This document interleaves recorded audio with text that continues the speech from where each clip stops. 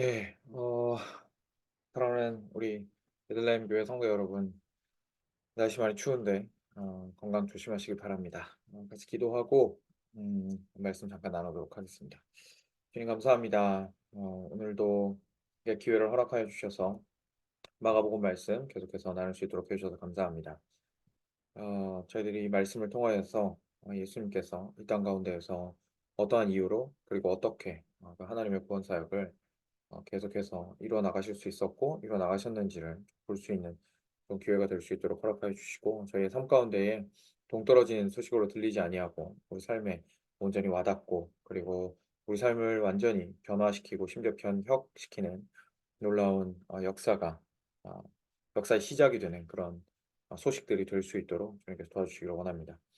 주님께서 계시와 지혜와 계시의 영을 우리에게 부어 주셔서 우리의 눈을 열어 주사 능히 주의 말씀을 밝히 깨달아 알도록 하여 주시기를 다시 한번 간구드립니다. 예수님 이름으로 기도드렸습니다. 아멘. 네. 오늘 말씀 잠깐 보겠습니다. 오늘 월요일이고요. 음 네. 마가복음 6장 14 절에서 29절 말씀인데, 네. 제가 잠깐 읽고 한번 살펴보겠습니다. 이에 예수의 이름이 드러난지라 헤롯 왕이 듣고 이르되 이는 세례 요한이 죽은 자 가운데서 살아났도다. 그러므로 이런 능력이 그 속에서 일어나느니라 하고, 어떤 이는 그가 엘리야라 하고 또 어떤 이는 그가 선지자니 옛 선지자 중에 하나와 같다 하되, 헤롯은 듣고 이르되 내가 목베 요한 그가 살아났다 하더라. 전에 헤롯이 자기가 동생 빌립의 아내 헤로디아에게 장가든 고로 이에 여자를 위하여 사람을 보내어 요한을 잡아 옥에 가두었으니, 이는 요한이 헤롯에게 말하되 동생의 아내를 취한 것이 옳지 않다 하였습니다. 헤로디아가 요한을 원수로 여겨 죽이고자 하였으되 하지 못한 것은, 헤롯이 요한을 의롭고 거룩한 사람으로 알고 두려워하여 보호하며 또 그의 말을 들을 때에 크게 번민을 하면서도 달갑게 들음이러라. 마침 기회가 좋은 날이 왔으니 곧 헤롯이 자기 생일에 대신들과 천부장들과 갈릴리의 귀인들로 더불어 잔치할세. 헤로디아의 딸이 친히 들어와 춤을 추어 헤롯과 그와 함께 앉은 자들을 기쁘게 한지라. 왕이 그 소녀에게 이르되 무엇이든지 내가 원하는 것을 내게 구하라 내가 주리라 하고, 또 맹세하기를 무엇이든지 내가 내게 구하면 내 나라의 절반까지라도 주리라 하거늘. 그가 나가서 그 어머니에게 말하되 내가 무엇을 구하리이까. 그 어머니가 이르되 세례 요한의 머리를 구하라 하니, 그가 곧 왕에게 급히 들어가 구하여 이르되 세례 요한의 머리를 소반에 얹어 내게 곧 내게 주기를 원하옵나이다 하니, 왕이 심히 근심하나 자기가 맹세한 것과 그 앉은 자들로 인하여 그를 거절할 수 없는지라.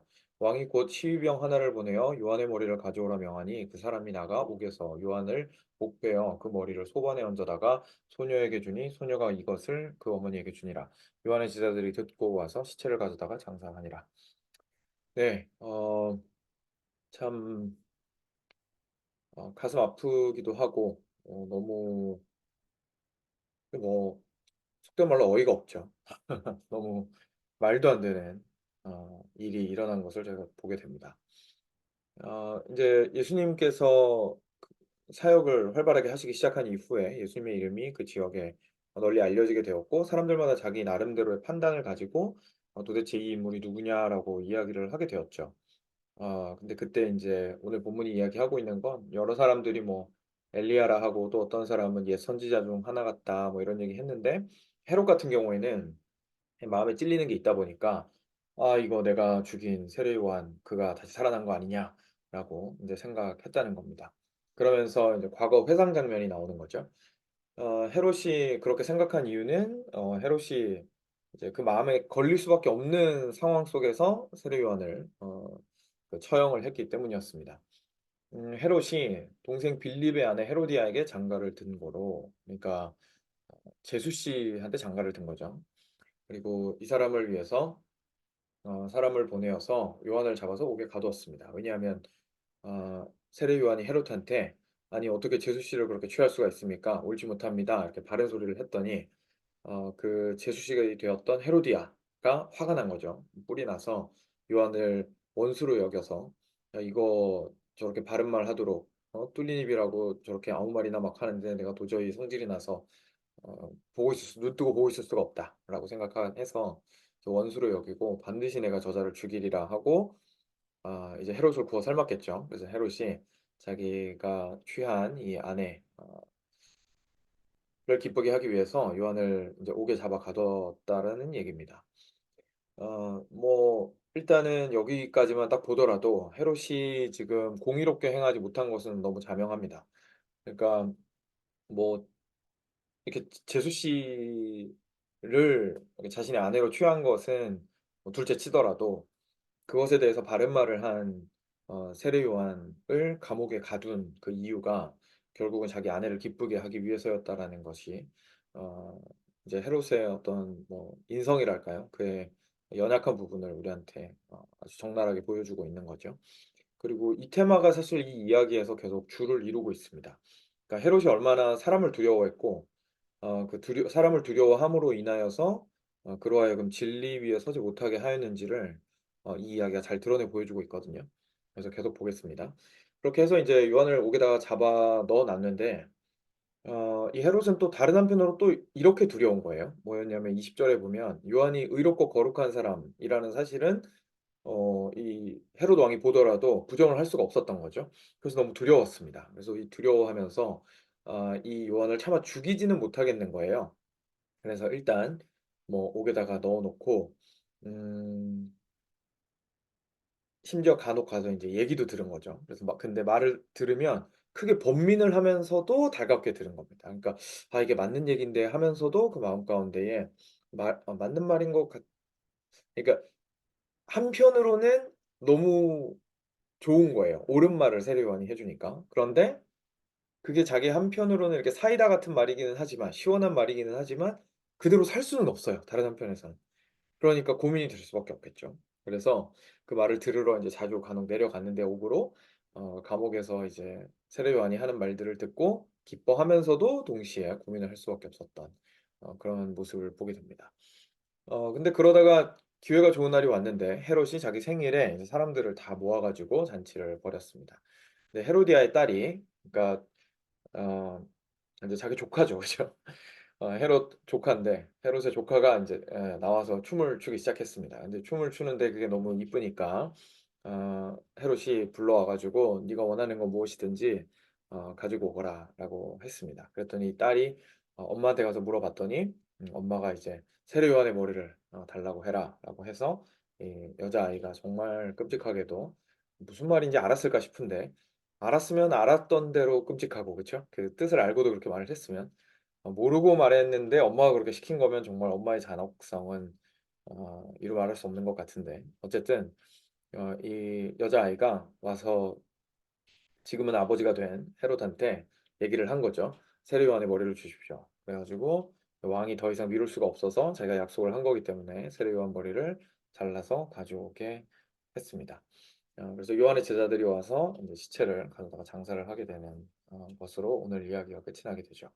마지막 부분에 보더라도 우리 헤롯 왕이 사람을 얼마나 두려워했는지를 알 수가 있습니다. 헤롯 왕이 거기 있는 앉은 사람들을 기쁘게 하기 위해서 그 약속을 철회를 하지를 못하는 거예요. 그러니까 왕으로서의 체면이 있는 거죠. 그래서 거기 수많은 사람들 앞에서 자기가 허세를 부린 겁니다. "이 나라의 절반이라도 내가 주겠노라." 이렇게 이야기를 한 건데 어 그 허풍과 허세가 결국은 어디서 나오냐면 사람 앞에서 자기 스스로를 부풀리려고 하는 그런 마음에서 왔잖아요. 어 저희가 보통 이 땅을 살아가면서 사람들의 눈을 신경을 안 쓸 수는 없습니다. 그런데 어 문제는 뭐냐면 저희가 사람의 눈을 두려워할 때 생깁니다. 사람의 눈이 너무 두려운 거죠. 그렇게 두려울 때 보통 어떤 모습으로 드러나냐면 어 자신이 공의를 따라서 일을 결정을 못 하는 거예요. 왜냐하면 어떤 공의롭게 일을 결정을 한다라는 건 누군가는 그 상황에 대해서 노라고 말하고 싫어할 수 있거든요. 그러니까 모두를 기쁘게 하려고 하다 보니까 이쪽 길로 가면 A 길로 가면 B 진영에 속해 있는 사람들이 나를 싫어할 것 같고 B를 택하려고 하면 A 진영에 있는 사람들이 나를 싫어할 것 같은 거예요. 그래서 이 사람들에게 나는 항상 좋은 사람이고 싶어서 거기서 우유부단한 모습을 계속 보이고 있는 거죠. 그래서 어 이렇게 뿌리를 뽑지 못하고 어떤 일을 하는 데 있어서 뿌리를 뽑지 못하고 명확하게 선택을 해서 특정 방향으로 가지 못하고 계속 거기에 서서 우왕좌왕하고 있는 모습을 보이게 되는 것이 우리가 사람을 두려워할 때 자주 보이는 모습입니다. 근데 재밌는 게 이 사람을 두려워하는 사람이 또 자주 보이는 모습이 있는데 바로 허세죠. 사람들 앞에서 자기 자신을 부풀리는 겁니다. 그렇게 해야 인제 사람들에게서 사랑을 받을 수 있고 그 인기를 얻을 수 있기 때문이죠. 어 오늘 헤롯이 인제 그 모습을 한꺼번에 다 보여주고 있는 거예요. 사람들 앞에서 허세와 허풍을 어 이렇게 떨었죠. 그리고 책임질 수 없는 말을 했고 그러다가 책임을 져야 하는 코너에 몰리자 결국은 떠밀려서 어 자기도 하고 싶지 않았던 세례 요한의 목을 치는 일까지 하게 되어 버렸습니다. 어 물론 그 첫 시작은 자신의 행동이 하나님 앞에서 올바르지 못한 행동이었다는 데 있었습니다. 자신의 한 행동 자체가 어 하나님 앞에서 떳떳한 것이었다면 사실 사람을 두려워할 필요가 없거든요. 근데 사람을 두려워할 수밖에 없게 행동을 했죠. 왜냐하면 자기가 원하는 대로 자기 동생의 아내를 그냥 취했거든요, 그게 잘못됐다는 걸 알았으면서도. 어 이것이 인제 우리가 사람을 두려워하지 않는 것과 하나님을 경외하는 것이 절대로 같이 갈 수 없는 이유입니다. 하나님을 경외하는 삶을 사는 사람은 하나님의 뜻을 따라서 살아갈 때에 얻게 되는 가장 큰 힘과 은혜가 있는데 그건 뭐냐면은 사람의 눈치를 보지 않아도 되게 된다는 겁니다. 우리는 하나님의 뜻을 따라서 살 때에 오히려 사람을 두려워하지 않을 수 있어서 저희의 삶이 훨씬 더 자유로워집니다. 우리는 보통 그런 생각 잘 못하죠. 우리가 생각했을 때는 이제 이번 주 그 다니엘 설교할 때도 제가 잠깐 말씀드렸지만 하나님의 뜻을 따라 사는 것이 마치 사회 부적응자처럼 느껴지거든요. 하나님의 뜻을 따르면 뭐 대부분의 사람들이 노라고 말하는 거에 대해서 예스라고 해야 될 것 같고 대부분의 사람들이 예스라고 말하는 거에 대해서 나는 끝내 노라고 해야 될 것 같아서 어 굉장히 부담을 많이 느끼게 됩니다. 그런데 어 실제로 하나님을 경외하는 삶을 살아가게 되었을 때에 그 중간에서 막 우왕좌왕하는 것이 아니라 어 그랬을 때에 오히려 우리는 자유함을 얻게 됩니다. 그럼 무엇으로부터 자유함이냐면 사람들의 평가로부터의 자유함인 거예요. 사람들의 눈으로부터의 자유함인 거죠. 그리고 그것이 자유해졌을 때 비로소 우리가 다니엘서에서 보았던 다니엘과 세 친구를 통해서 보았던 그들의 그 굳건함과 그 심지에 참 흔들리지 않는 그 심지를 가지게 되는 거죠. 어 그런데 헤롯의 한테는 이제 그 완전 반대 모습을 저희가 보게 되는 거예요. 사람을 너무 두려워하다 보니까. 다시 말해서 하나님을 경외하지 않다 보니까 사람을 너무 두려워하게 되고 사람을 두려워하다 보니까 상황에 따라서 모두를 기쁘게 하기 위해서 이도저도 아닌 행동들을 우유부단하게 하거나 스스로를 허풍으로 부풀리거나 하는 것으로 인생을 살아가다가 결국 가장 중요한 결정을 해야 되는 순간에는 남한테 떠밀려서 어쩔 수 없이 악한 결정을 내릴 수밖에 없게 되는 일을 저희가 보게 됩니다. 저 인생에서 많은 경우에 잘못된 선택들이 이런 선택인 경우가 참 많이 있죠. 사람이 두려워서 이런 선택 저런 선택하다가 인생 자체가 막 꼬여 버리는 그런 일들이 발생을 하게 됩니다. 이런 일들이 우리가 이전에 있었다면 저희가 이런 말씀을 통해서 좀 진지하게 저희 자신을 깨뜨려야 할 필요가 있습니다. 사람을 두려워하지 않는 것은 하루아침에 결심한다고 되는 문제가 절대 아니거든요. 너무너무 어려운 문제고 사람의 눈을 로부터 자유로워지고 하나님 앞에서 이 인생을 살아나간다라는 것은 어 정말 철저한 자기 깨어짐이 없으면 사실 아주 어렵습니다. 그런데 그렇게 깨어졌을 때에 비로소 우리가 자유로워질 수 있기 때문에 주님께서 허락하시는 그 참 자유를 누리기 위해서는 오히려 그 깨어짐의 자리로 저희가 어 담대하게 나아갈 필요가 있겠죠. 왜냐하면 그 자리가 결국 우리가 다시 살아날 수 있는 자리이기 때문에 그렇습니다. 각 인생 가운데 다양한 방식으로 그 자리들은 찾아옵니다. 근데 우리 보통 깨어지는 게 너무 무서워서 도망가거든요. 근데 깨어지지 않으면 사실 어 사람의 눈으로부터 자유로울 수가 없죠.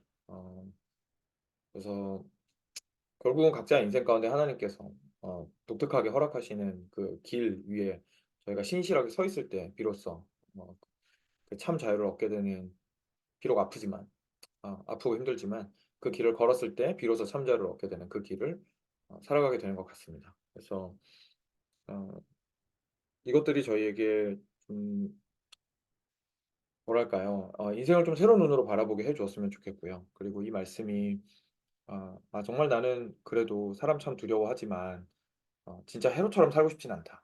이런 마음이 드셨으면 좋겠습니다. 그래서 하나님 앞에서 내가 올바르게 살아갈 때에 참으로 오히려 자유한 삶을 살 수 있다라는 사실을 좀 진지하게 한번 묵상해 보시고 그 길을 따라 살아가시는 결단들이 있으셨으면 좋겠습니다. 음 한 가지만 더 말씀을 드리면요. 왜냐하면 이 말씀이 저희한테 사실 가장 좀 와닿거든요. 와닿는 부분이어서 이 부분만 또 하나 더 나누고 마칠 텐데 바로 20 절입니다. 저희가 인제 사람을 두려워하게 되고 그러다 보니까 이 길로 갈지 저 길로 갈지를 사람이 두려워서 결정을 빨리 하지 못하고 하나님의 뜻을 따라서 이렇게 담대하게 걸음을 내딛지 못할 때에 저희가 발견하게 되는 어떤 저희의 모습이 있습니다. 그 모습이 뭐냐면 바로 헤롯이 세례 요한의 말씀을 들을 때 보였던 반응이에요. 이 사람이 어떻게 반응했냐면 크게 번민하면서도 달갑게 들었습니다.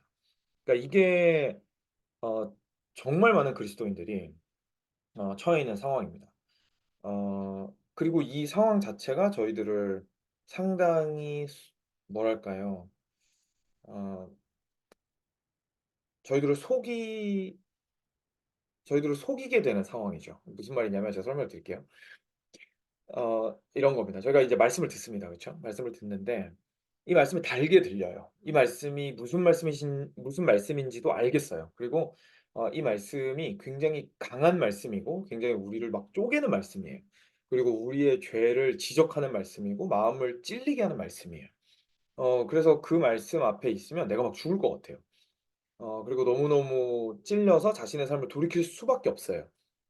그런데 어느 순간 실제로 그래서 그 말씀을 듣고 내 삶이 깨뜨려지는 것이 아니라 그 말씀을 듣고 깨어지는 것 같은 내 마음을 보고 내가 안도하는 거예요.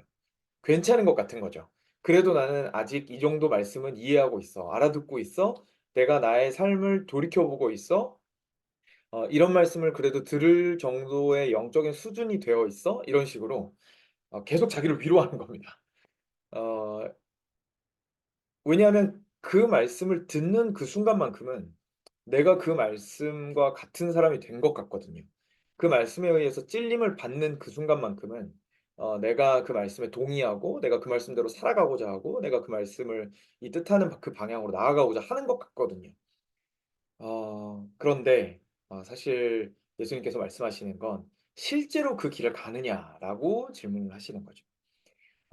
크게 번민을 하면서도 달갑게 들을 때에 내가 그래도 달갑게 듣고 아직 세례 요한을 내 손으로 죽이진 않았으니까 라고 하면서 위로를 삼을 수는 있겠지만 그리고 '내가 번민한다.'라는 사실 자체로 '내가 그렇게까지 나쁜 사람은 아니야.'라고 스스로를 위로하고 넘어갈 수는 있겠지만 그건 그냥 결국 시간 문제라는 얘기입니다. 마지막에 결국 떠밀려서 실제로 내 인생에 죽느냐 사느냐의 결정을 해야 되는 상황에 헤롯처럼 놓이게 되면 "사람들의 눈이 원하는 방향으로 나는 결정하게 될 것이다."라고 이야기를 하는 거예요. 어 굉장히 저희에게 사실 강하게 찌르는 말씀이죠. 어 사랑하는 여러분, 저도 마찬가지입니다. 우리 모두가 이 말씀 앞에서 좀 겸손했으면 좋겠습니다. 저희가 많은 말씀을 듣고 그리고 그 말씀 안에서 우리가 위로를 얻고 심지어 도전을 받고 그리고 막 깨어지고 심지어 눈물을 흘리고 기도를 합니다. 근데 제가 한 가지 말씀드리면 제가 이 진리를 깨닫고 나서 그리고 저 자신의 얼마나 변화되기를 싫어하고 힘들어하는 제 모습을 보면서 저는 저의 눈물을 믿지 않기로 했습니다. 왜냐하면 눈물은 여기 헤롯 왕이 보여준 그냥 번민을 하면서도 달갑게 들음이라라는 그 모습을 보여주는 것 같았거든요. 내가 눈물을 흘리고 하나님 앞에서 진심을 보였다라는 사실만으로 그냥 제가 괜찮은 그리스도인이 되었다고 스스로 착각을 하게 되는 때가 많이 있더라고요. 그래서 하나님 앞에서 보이는 그 마음은 진실입니다. 하지만 그게 나의 신앙의 끝이 아니라는 거죠. 거기서 보였던 눈물로 거기서 부르짖었던 나의 기도로 나 스스로를 위로 삼지 않고 실제로 내 삶을 하나님의 뜻을 따라서 어떻게 살아갈 것이냐라는 그 씨름을 한순간도 포기하지 않고 해 나가는 것이 진짜로 중요하다라는 거. 그래서 정말 목에 칼이 들어와서 "야 너" 여기 있는 모든 사람들이 널 보고 있는데 너 하나님의 길을 갈 거냐? 아니면 이 사람들이 옳다고 하는 길을 갈 거냐라고 물었을 때에 내가 죽더라도 하나님께서 원하시는 길을 가겠다라고 말할 수 있는 사람이 되는 준비를 지속적으로 해 나가는 것. 결정적인 순간에 진짜로 세례 요한을 죽여야 되는 그 순간에 헤롯 왕이라면 어 바른 선택을 할 수 있는 사람이 되도록 계속해서 자기를 깨뜨려 나가며 하나님 말씀 앞에서 순종의 삶을 살아나가는 것. 그것이 참 '참 그리스도인의 길이다.'라는 것을 좀 스스로 많이 생각하는 편입니다. 음 그래서 오늘 헤롯 왕을 보면서 저희가 저희 자신에 대해서 진지하고 솔직하게 질문했으면 좋겠습니다. '과연 나는 그냥 내가 번민했다는 사실만으로 그냥 내가 그 말씀을 달게 듣는다는 이유만으로 만족하고 있지는 않은가?' 음 '내가 헤롯 왕 같다.'라는 말을 인정하 그 말을 하면서 인정하는 것은 우리 자존심 너무 상할 수 있지만 그것이 우리를 살린다면 어쩌면 그런 인정을 하나님 앞에서 해야 될 수도 있습니다. '하나님